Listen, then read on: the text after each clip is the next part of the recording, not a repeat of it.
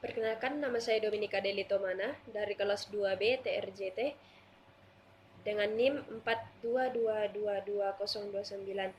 Pada hari ini saya akan menjelaskan mengenai PCM atau Pulse Cold Modulation dan PAM atau Pulse Amplitude Modulation. Dalam PCM atau Pulse Cold Modulation dan PAM atau Pulse Amplitude Modulation terdapat ada 3 proses, yaitu sampling, kuantisasi, dan yang ketiga adalah coding. Yang pertama ialah sampling.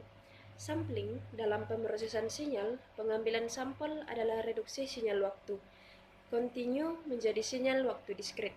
Sampel adalah nilai suatu sinyal dalam waktu dan atau ruang. Definisi ini berbeda dari penggunaan istilah dalam statistik untuk merujuk pada sekumpulan nilai tersebut. Sampler adalah subsistem atau fungsi yang mengekstraksi sampel dari sinyal kontinu. Sampler ideal teoritis menghasilkan sampel yang sesuai dengan nilai sesaat dari sinyal kontinu pada titik yang diinginkan. Sinyal asli dapat direkonstruksi dari rangkaian sampel hingga batas Nyquist dengan melewatkan urutan sampel melalui filter rekonstruksi. Laju sampel atau laju sampel Fs adalah jumlah rata-rata sampel yang diterima per detik, yaitu Fs sama dengan seperti satuan sampel ialah per detik, kadang disebut hertz. Rekonstruksi fungsi kontinu dari sampel dilakukan dengan menggunakan algoritma interpolasi. Rumus interpolasi Whittaker-Shannon secara matematis setara dengan filter low pass ideal yang masukannya berupa rangkaian fungsi delta Dirac yang dimodulasikan atau dikalikan dengan nilai sampel. Dalam praktiknya, sinyal kontinu diambil sampelnya menggunakan konverter analog to digital atau ADC yang memiliki berbagai keterbatasan fisik.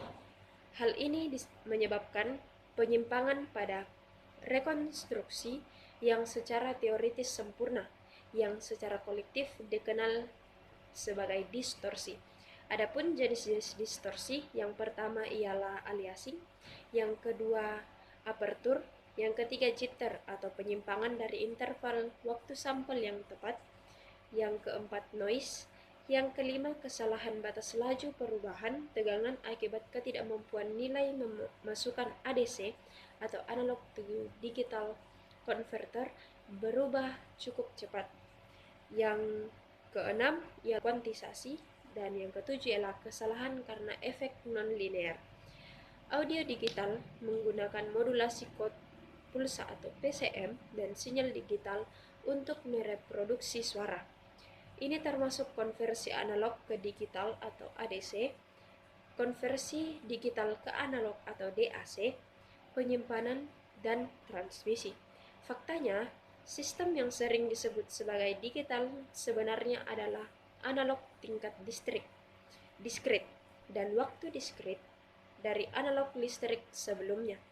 Meskipun sistem modern bisa sangat rumit dalam metodenya, keuntungan utama sistem digital adalah kemampuannya untuk menyimpan, memperoleh, dan mengirimkan sinyal tanpa kehilangan kualitas. Adapun contoh soal, contohnya AT atau periodenya ialah 5 dikali 10 pangkat minus 4 detik. Maka yang ditanyakan adalah berapa data rate code PCM atau Pulse Code Modulation tersebut. Jawabannya seperti dalam satuan hertz, yaitu 1 dibagi 5 dikali 10 pangkat minus 4 hertz sama dengan 1 per 0,0005 sama dengan 2000 hertz. Jadi ada 2000 sampel tiap 1 detiknya. Sedangkan data rate sama dengan sampling rate dikali jumlah bit per sampel. Sedangkan sampling rate-nya ialah 2000 dikali 3 bit per second sama dengan 6000 bps. Kemudian proses yang kedua ialah kuantisasi. Kuantisasi adalah proses pemetaan sebuah himpunan besar, biasanya himpunan kontinu, ke himpunan kecil atau himpunan diskrit. Pembulatan dan pemangkasan biasa dipakai dalam proses kuantisasi. Kuantisasi dipakai dalam hampir semua pengolahan sinyal digital, sebagai proses digitalisasi sinyal yang biasanya menggunakan pembulatan. Kuantisasi juga menjadi dasar algoritma kompresi lesap. Perbedaan antara nilai asal dengan nilai terkuantisasi disebut sebagai galat kuantisasi. Kuantisasi bersifat non-linear atau nilai keluaran dipakai oleh nilai masukan yang sama dan tidak reversible atau tidak mungkin dilakukan pemilihan nilai asal dari nilai hasil kuantisasi. Adapun contoh soalnya, sebuah sinyal audio memiliki rentang dinamis 2 volt dan disampel dengan sebuah ADC 14 bit yang memiliki fs sama dengan 52 kHz. Tentukan bitrate dan resolusi. Jawabannya, untuk bitrate-nya itu sama dengan bit per sampel dikali frekuensi sampel.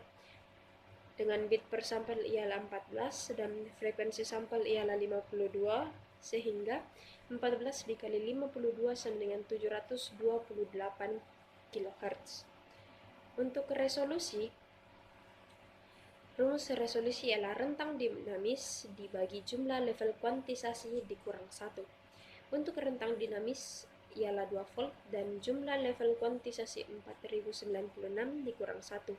Maka 2 volt dikurang 4095 sama dengan 0,0004888 volt. Kemudian ada proses yang ketiga ialah coding. Teori coding adalah ilmu yang mempelajari metode transmisi data melalui saluran komunikasi yang tidak bebas gangguan secara efisien dan akurat. Coding adalah proses merepresentasikan sinyal digital dalam domain nilai dengan kode digital. Tujuan coding adalah untuk efisiensi, keandalan, dan kompatibilitas. Teknik coding yang pertama ialah source coding. Dalam source coding ada 3 proses, yaitu PCM, di mana PCM ialah merepresentasikan tiap sampel sinyal digital dengan kode binar yang sebanding dengan amplitudo sampel. Yang kedua ialah DM, yaitu merepresentasikan perbedaan antara sampel saat ini dan sampel sebelumnya. Kemudian yang ketiga ialah kompresi data, yaitu mengurangi jumlah data. Kemudian teknik coding yang kedua ialah channel coding. Dalam channel coding ada 2 hal yang perlu diperhatikan, yaitu yang pertama modulasi, yaitu mengubah sinyal digital menjadi bentuk yang sesuai, dan yang kedua adalah deteksi dan koreksi kesalahan atau deteksi error. Adapun contoh soal dari coding yaitu sebuah gambar digital dengan resolusi 640 kali 480 pixel ingin dikompresi dengan teknik JPEG dengan faktor kompresi adalah 4 dan teknik kuantisasi adalah matriks kuantisasi standar JPEG. Hitung bitrate-nya. Adapun jawabannya, bitrate sama dengan ukuran gambar terkompresi dibagi waktu transmisi, di mana ukuran gambar terkom adalah 230.400 byte dibagi 1 detik sama dengan 184.320 kilobyte per second. Sekian dan terima kasih.